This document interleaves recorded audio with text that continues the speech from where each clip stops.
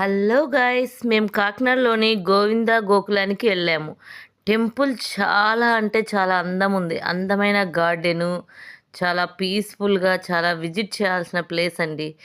గోశాల, గోకులము అందులో కృష్ణ భగవాను చాలా అద్భుతంగా ఉన్నదండి. అసలు చూడ్డానికి 2 కళ్ళు సరిపోవట్లేదు. మాకైతే చాలా బాగా నచ్చింది. మీరు ఎప్పుడైనా కాకినాడ వెళ్తే ఏ కంపల్సరీగా విజిట్ చేయాలి. మేము స్వామివారిని వీడియో తీయనీయలేదు కాబట్టి బయట వరకు మాత్రమే అప్‌లోడ్ చేశాను వీడియోని. మీరు చూసి నచ్చితే లైక్, షేర్, సబ్స్క్రైబ్ చేయండి.